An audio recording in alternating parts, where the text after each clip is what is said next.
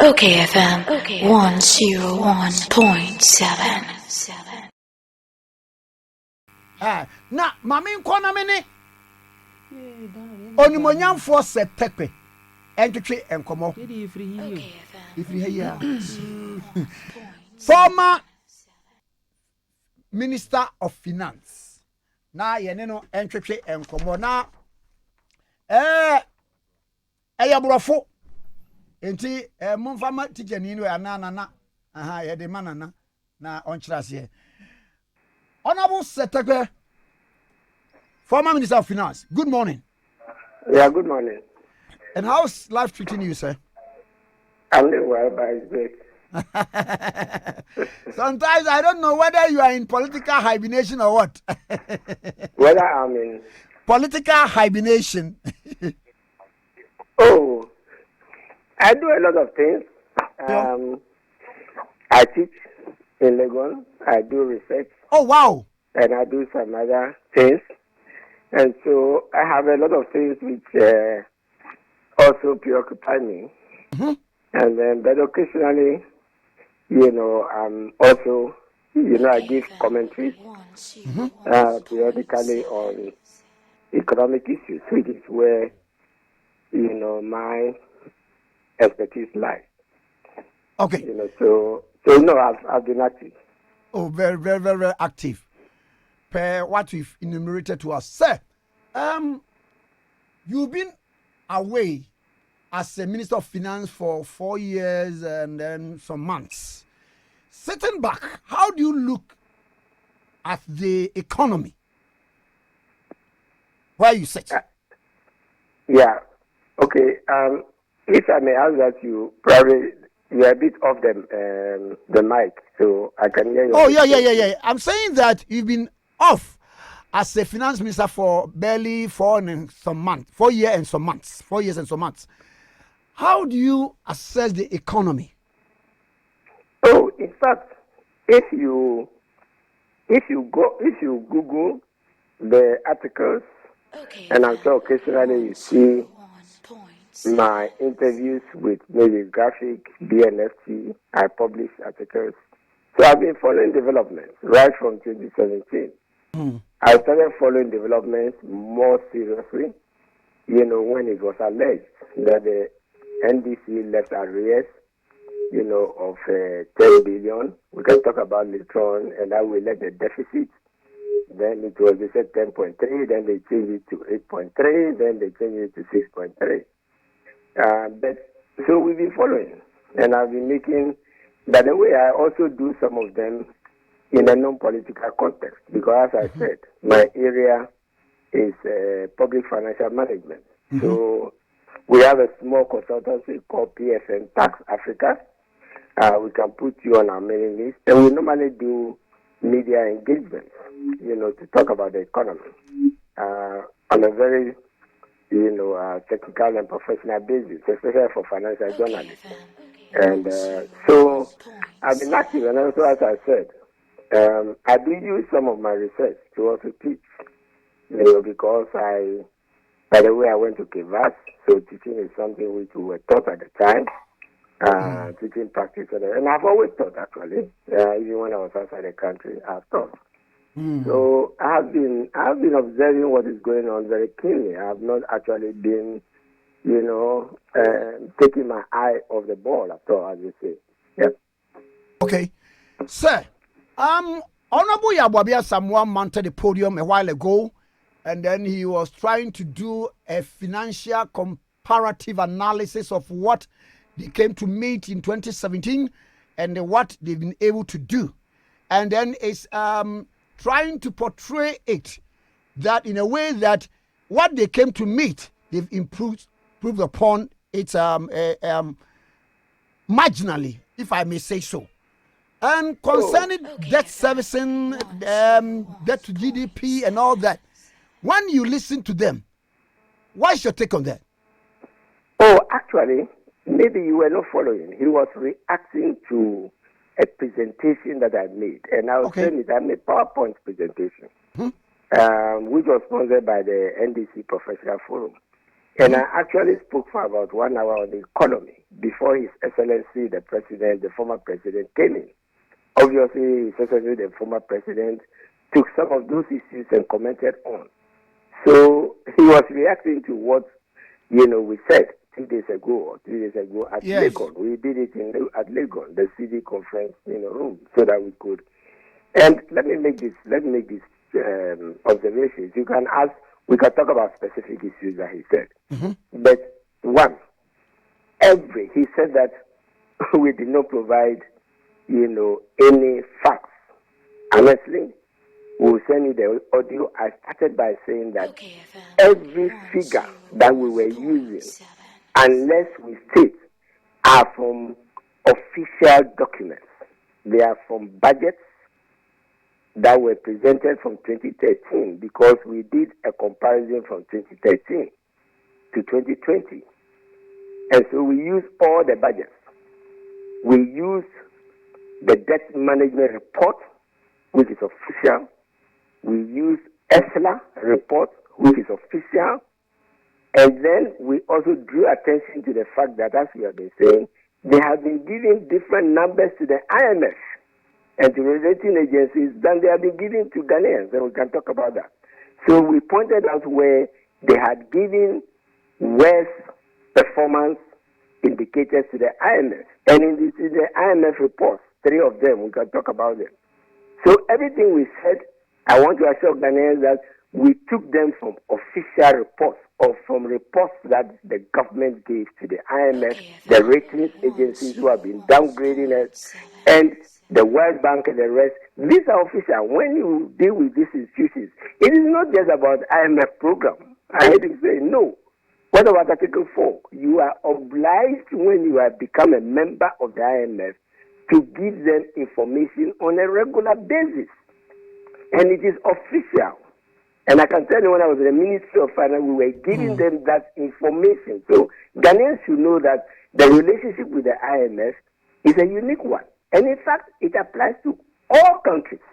Mm-hmm. And when the IMF does Article 4, you have to give them information. It's a requirement. Article 4 means Article 4 of the Constitution of the IMF, which you sign to when you join. Mm-hmm. And so United States gives them, Germany gives them, the big countries, big or small, you have to give them that information. So when we talk about the IMF, they should just stop saying that we took Ghana to the IMF. By the way, they went to the IMF for $1 billion when COVID came. If the economy was strong, they would have gone to the IMF to get that money. Because you don't go to the IMF when things are good. You don't leave the IMF when good things are good for you. And then you rush to the IMF when things are bad for you. And in fact, you do a program when things are bad for you. Like the global financial crisis time when Portugal, Spain, and the rest. Countries which you would never think will go to the IMF. They went to the IMF for help. So you go to the IMF when things are bad for you. So when things are good for you and say you exit. No. Sir. The test of exiting the IMF is when you have a crisis and you have to manage it yourself. Mm-hmm. Yes. Let me repeat. The test of saying you have left the IMF and you won't go there for program is when you can manage your crisis yourself. Because no country goes to the IMF if things are good for them. And have we been able to manage our crisis well? Well, look, every government has a crisis. Mm-hmm. I don't know how old you are, but I'm sure as a journalist you've been reading a lot. One, if you go to the Rawlings era, we had drought.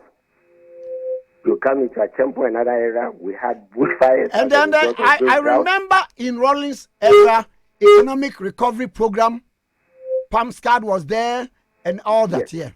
Yeah. Exactly. Those things were put in place to respond to problems of the economy. Mm. Programs are put to attend to problems of the economy. So during those days, the programs were put there, and we asked IMF, World Bank, and all those big institutions to help us. Mm. And that was because we had bushfires, mm-hmm. we had drought. Mm-hmm. You remember those days, since you are recalling them, we used to watch graphic. The graphic was the main, front page top. Yes. We were looking at the level of the dam every day. and that's when we started power rationing, and which led the Rawlings administration to find a solution which was thermal power to complement the Akufo-Addo Dam.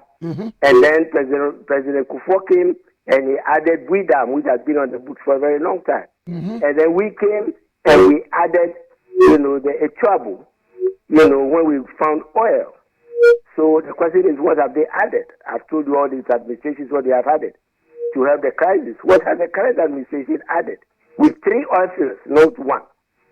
Right? So what I'm saying is that every economy goes through crisis. Yes, we agree that COVID is exceptional because it led to border closures and the rest. But the crisis, all these crises that I mentioned, whether big or small, is what taught us one lesson, that we should put money aside when times are good so that we can fall on them when the times are bad. And that explains the Petroleum Revenue Management Act. Why we have a stabilization fund. Remember, when we had our first, when COVID struck, the first money we got was not from the IMF. The first money we took was from the stabilization fund. Do you remember? Yes, that 200 and a lot of that money was put in when we had only 1 oil field under Mills Mahama. We have 3 oil fields. I can assure you that if this administration had been putting money into the stabilization fund, we would have taken maybe 800 million of our own money, US dollars, and gone to the IMF for maybe only 200. Then we went for $1 billion. How come with 2 oil fields we did not add to it? Right? We put money aside to start paying down our debt. Right? And we left as a result 57% debt to GDP ratio. They are taking it to 80. When we had the crisis, and let me mention them for you. You remember that we had single spine because the experiment went wrong. We are not against single spine. That was a major headache for us, if you remember. Then we had the gas pipelines for Nigeria disrupted, right? If you remember. And then it led to shortages and the power badges and whatever. We call all of those incidents the crisis doing so. Because we joke with this and we say it's doing so, but they were the result of some crisis. When crude oil prices fell in 2015, if you remember, we did a budget with $99, almost $100, because crude oil prices were very high at the time. Okay. It fell to about $35. So crude oil prices did not fall only during COVID. I'm saying that they should not belittle the crisis that confronted other countries, other governments in the past. That's what they are trying to do. As if past governments manage the economy without crisis. They have had a fortune. 1, we paid down the Akufo bond, about 550 million. 200 million of that amount was left by the Mahama administration, which they used. They stopped using the sinking fund to pay down debt. They stopped putting money into the stabilization fund. I'm mentioning this one for you to know that we were preparing for crisis, and it's this administration with 2 oil fields that stopped all those programs, and they were putting all the money into consumption. By the way, all these crises that I was talking about, do you remember anybody giving us money, few sorts of money to manage this crisis? I think this administration should be grateful and stop complaining. 1, IMF gave them $1 billion to manage the crisis. 2, our own Bank of Ghana, which was doing zero financing of the budget, 2015 to 2016, gave them 1.7 billion, bigger than what the IMF gave to us. You can add that 2.7 billion. The World Bank gave, let me add the World Bank, African Development Bank, and the rest gave 600 million. That's 3.3. The development partners and others gave us money. Then they took money from the stabilization fund. So you are heading towards $4 billion US dollars. 4 billion. If you multiply by any 5, that is 20. By 5 exchange rate. I'm using only 5. That is 20 billion Ghana cedis for one crisis.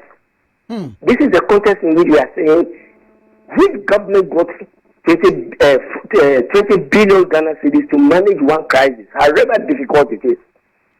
And why are we still borrowing with all this money that was given to us including, why are we still borrowing? And so we are saying, stop using, COVID to as an explanation for all that is wrong with the economy.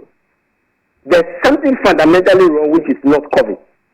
And tell Ghanaians what is wrong. And which is that one, sir? When the IMF did Article 4 after they exited, the IMF revised all of Ghana's deficit. okayfm.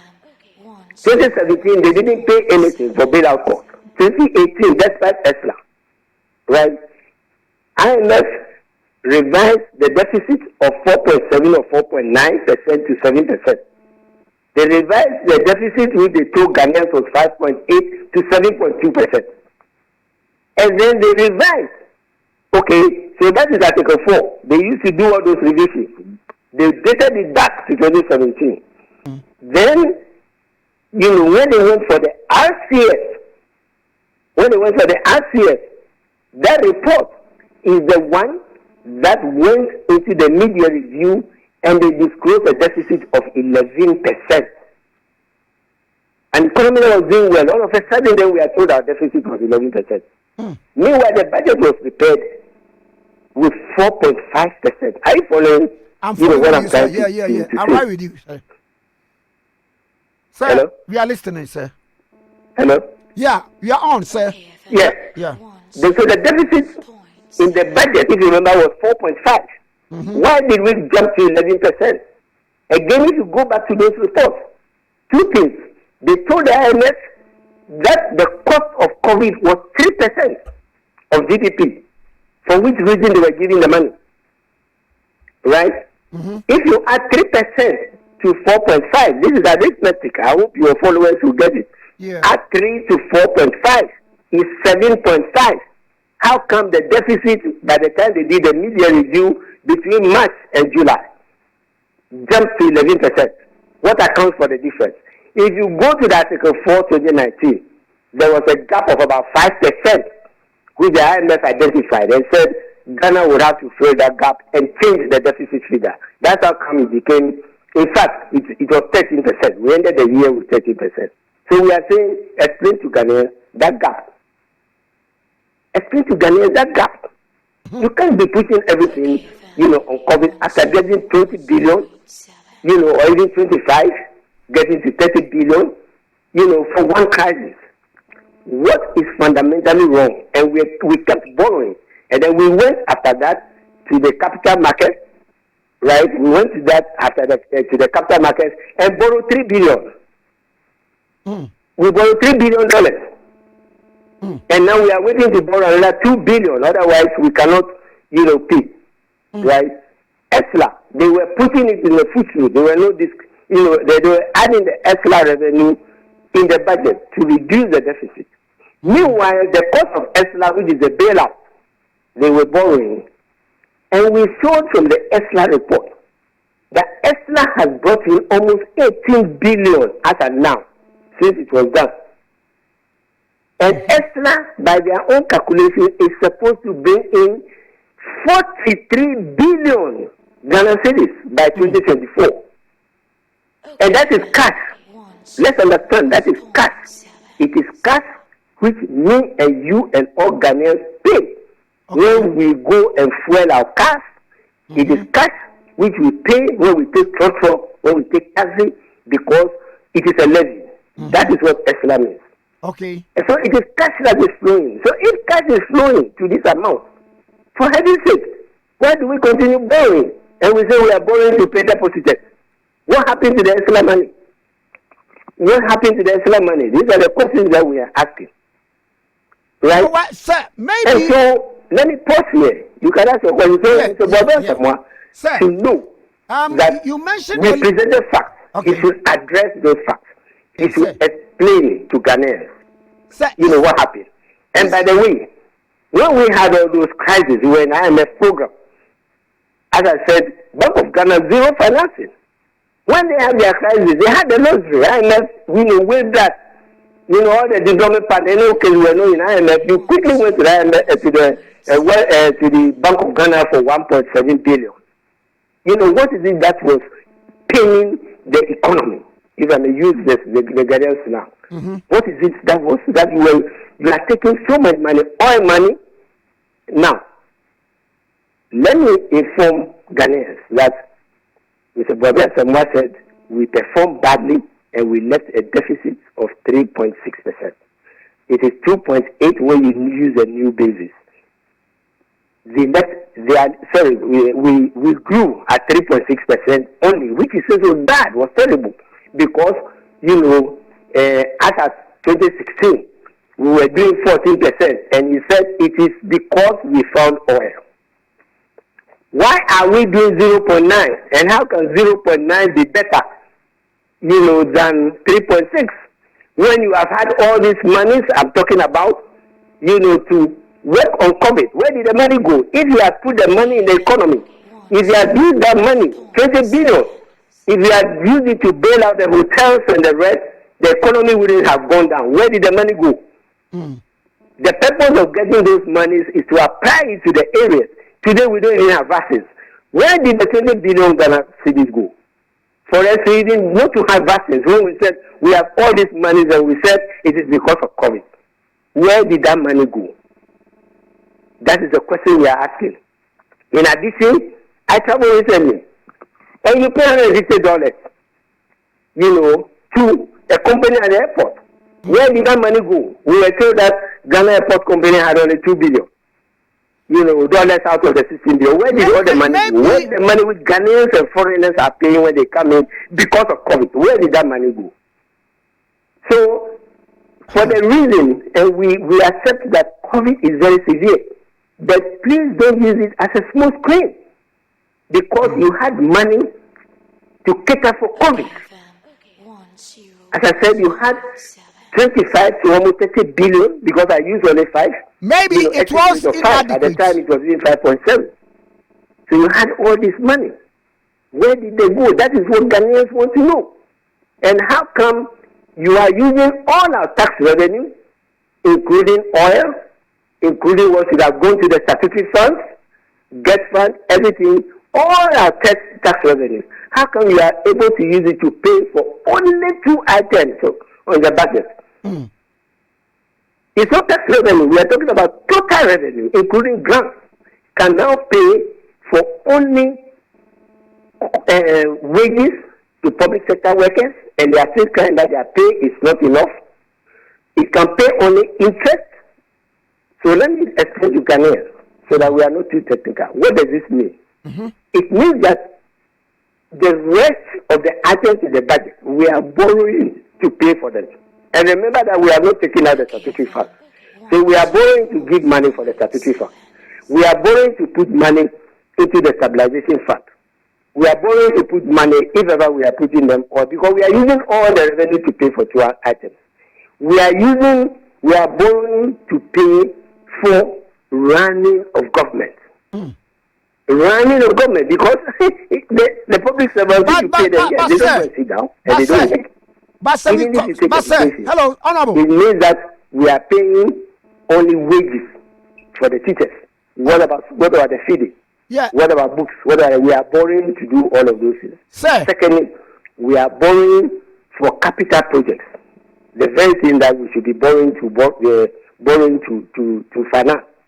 And then we are borrowing to provide, to repay the past loans that we took. This is the condition of the economy. Sir, is it not a serious comment coming from you? Hello, I can barely hear you. Yeah, is it not a serious comment coming from you that they present a report that... Can you go to the mic? I can barely hear you. Yeah, sir, can you hear me now? Yes, it's better. Is it not a serious comment coming from you that the report they sent to IMF is not a true reflection of our economy? Please verify it for yourself. Let your producers verify it for themselves. I'll give you the sources. Look at the deficit figure they gave to the IMF. When they gave them data for 2017, the 2019 Article 4. Look at the data. There's a table there. Usually is also at the back. Even if you Google and you print even the press statement, that table is there. Okay. Look at the figure. That they gave when they went for the RCF, the COVID loan. And then look at the figure that they gave for the 2021 Article 4, which was just published. Please verify it for yourself. It's not Seth Terkper is saying it. Verify it for yourself, and then you can come back if I am lying and compare them. Compare them to the deficit figure which the government is putting in his budget. And if I'm lying, I can come back and apologize to your listeners. Sir, and it seems that per your narration, we are borrowing for everything that we do in the country, capital projects, repayment, and debt servicing and everything. So we have other proceeds like the ports and then the oil proceeds too. Where does it go? I'm saying that when you put all of those monies, oil money, extra money that is coming in, you put in grants, you put in GRA money that is coming. When you put all of that together, I'm saying it is not enough to pay for only two items, wages for public servants and interest on the loans that this government has been taking. Those are the things which, Honorable Baba Samoa should come and be talking to us, to Ghanaians, and explaining. And what accounts for this scenario or the situation that we find yourself in? It's expenditure. It's expenditure because the definition of a deficit and the reason why if you have a deficit you have to go and borrow is that your expenditure is higher. Your expenditure is higher than your revenue. So do you understand the context in which President Mahama was saying, please organize a forum? Is that a suggestion? Please organize a forum so that all Ghanaians can understand what is wrong with the economy, just as we did for centuries. This is the reason. It is expenditure. So what type of expenditure is taking all of this?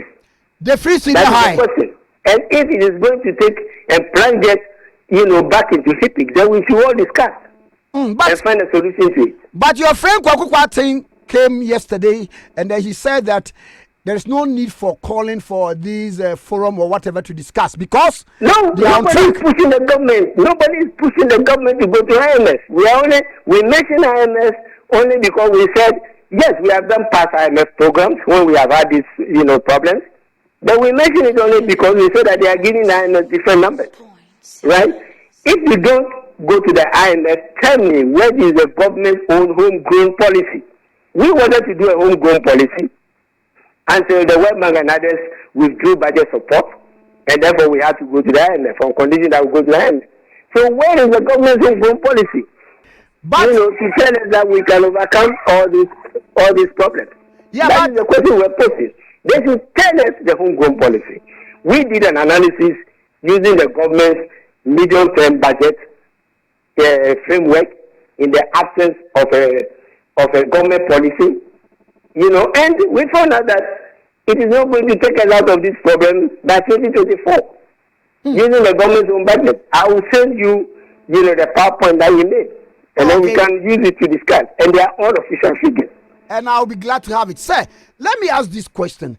The free senior high school, it's taking... Sir, I can barely hear you. The free senior high school is taking a chunk of money that we receive.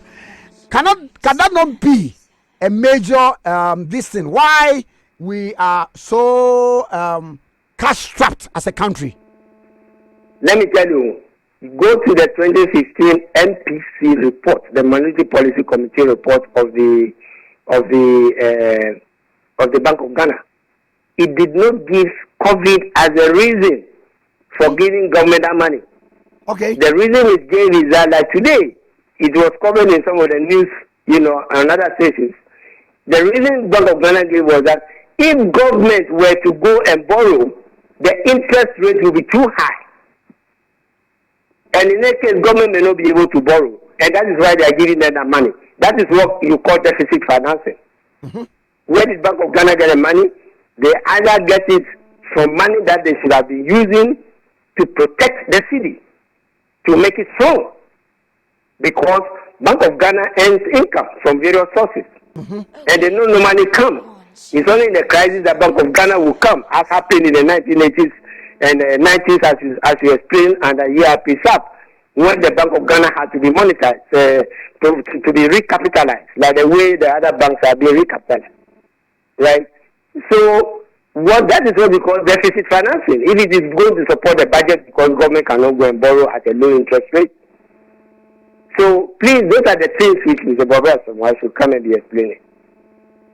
Sir, I think at the end of that PowerPoint presentation, you make certain proposals. And then if the proposal is not heeded by this government, what other options are there for us as a country?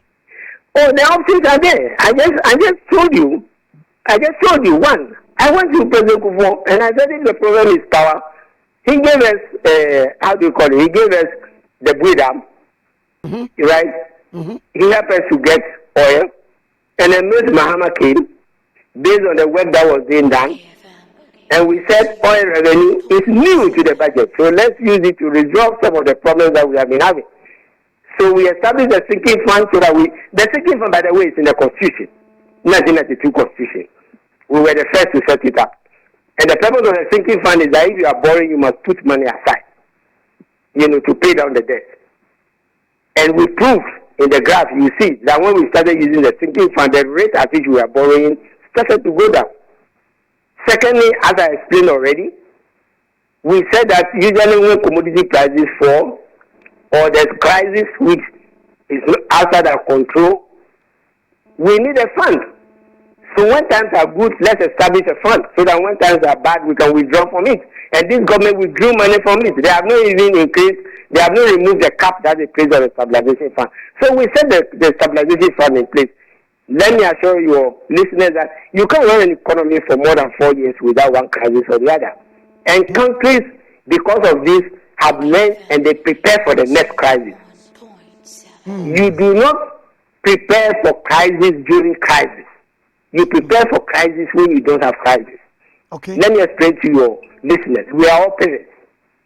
Those who are listening at my age and lower, and maybe yourself. You don't prepare for your child's sickness, when the child is sick. You save some money. Right? You save some money. When you get a bonus, you save some money. When your salary is managing and the wife is doing some marketing and the rest, you put some money aside for the rainy day. Even when you are lucky to have a gift or something, you put the money aside. That's the essence of saving. And so we said, let's transfer that household habit, to the nation. So we set up the stabilization fund. And we said, let's stop the hazardous way in which we are borrowing. So we set up the Ghana Infrastructure Investment Fund. Oh, wow. All these things can be shown. When we have disaster, we set up the contingency fund, which is also in the Constitution. They stop putting money in the contingency fund. And so, we can't be running and thinking that we have never experimented. Go back to all the governments, what they have done. Right? If we have been putting money into the contingency fund with 3 oil fields, now we have 3.